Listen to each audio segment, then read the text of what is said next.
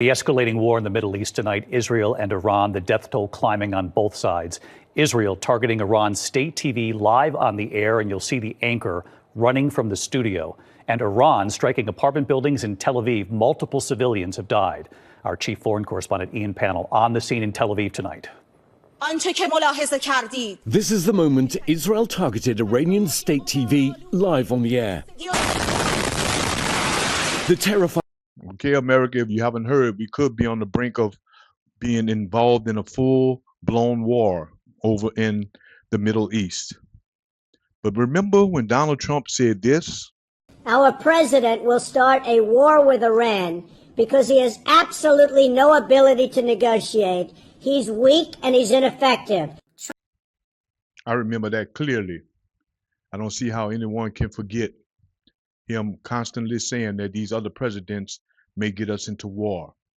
Turns out he may be the one that gets us into that war because he doesn't know how to negotiate. He has no ability to do diplomacy.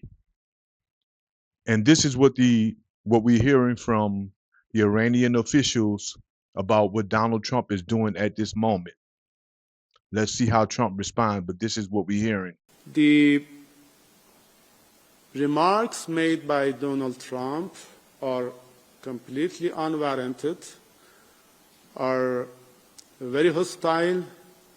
We cannot ignore them.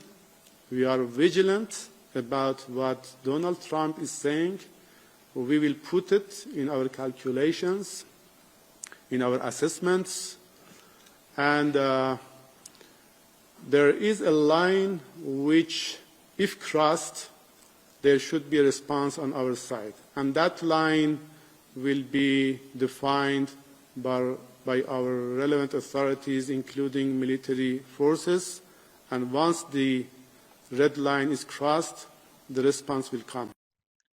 I hear things are escalating faster than we know. The news cannot keep up. I just hope there's some people around Donald Trump that can keep him grounded and help him think this thing through so we can use diplomacy. Stay away from this war. Keep our troops, our young men and women out of this. If you have young kids in draft age, this could be that time. This could be that serious big war that the whole world have been dreading. So prepare yourself for the worst. Expect the best. I'm going to go on and play a few clips from some everyday people that's on social media with their concerns. And I think you may share their concerns. Let's listen to some of these everyday, ordinary citizens on their concerns about what can possibly be about to happen. Guys, I need your full attention for this because right now the United States is standing on the edge of something that we cannot walk back from. And if you blink, if you scroll past, you're going to miss the moment that history shifted. Trump just told the press, I may do it, I may not. Nobody knows what I'm going to do. He's talking about striking Iran. And while he dances around the timeline, here's what's not settled. The U.S. has now deployed 3 full aircraft carrier strike groups to the region. Over 30 aerial refueling tankers are now in place.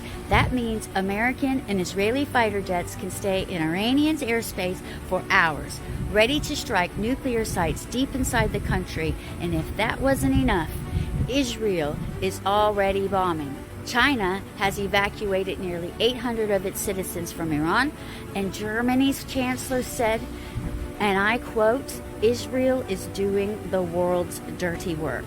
Let that sink in. And then we get this.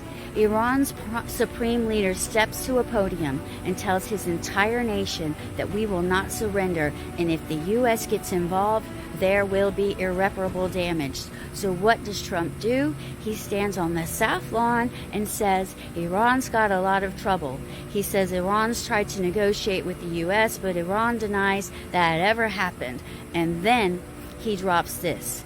Zealots in Iran cannot have nuclear weapons. We blow up all the nuclear stuff. The breeze alone could carry a nuclear dust that destroys entire nations.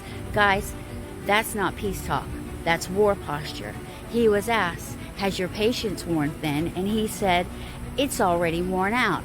Asked how he feels about Iran refusing to surrender, he smirked and said, good luck. This isn't just political theater. This is the kind of rhetoric that comes before a world-altering decision. You've got U.S. war fleets in place.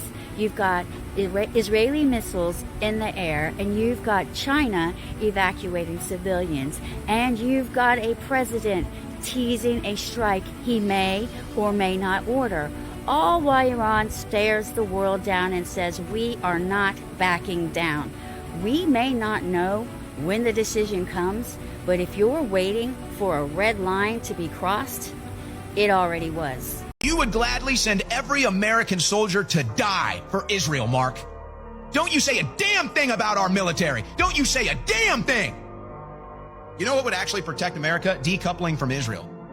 All these claims that Levin is about to make about Islamic radicalism and 9/11 and everything.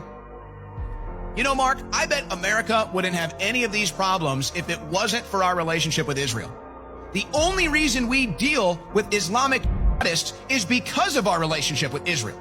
So if this is about protecting America like you claim it is, which is just deception, it's just deception for your Patriot audience. That's all it is. This is all about you loving Israel, Mark. So now this is about America. No, it's not. So he has to say it's about America because it's not.